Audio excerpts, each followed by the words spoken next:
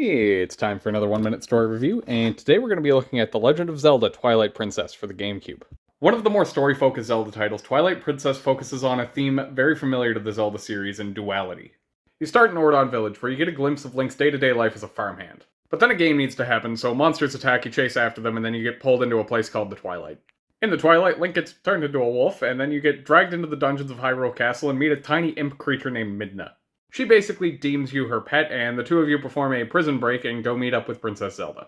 Zelda reveals an evil sorcerer from the Twilight Realm named Zant killed a bunch of her soldiers, and she was forced to surrender to them. But Midna knows a thing or two about the Twilight, so you go around and you try and stop the invasion. So you follow the Zelda formula of going through dungeons, beating bosses, and clearing out areas of corruption. But there's more to it than that, and most of it's because of Midna. Link's a silent protagonist, and he never really adds too much to the story. But she does.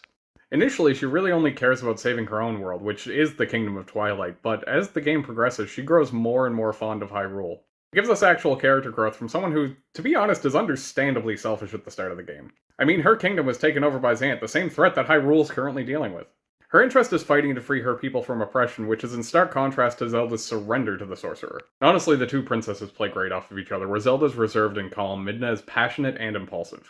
They're two rulers with the same goal, but being products of their environment, they both come at it in very different ways. They contrast the same way Hyrule does with the Twilight, and that's just good storytelling. And I haven't even touched on how beautifully the world's built. The environments and structures are beautiful, and all the people feel like they have their own passions, interests, and goals, which makes the world feel really alive. Just for a couple examples, the Gorons have sumo wrestling, and of course there's Agatha with her extensive bug collection. Though the overall game has a dark tone, you can see the light of hope in the people of Hyrule. Twilight Princess is one of the definitive Zelda games, and though it has problems where some things do overstay their welcome, the highs definitely outweigh the lows.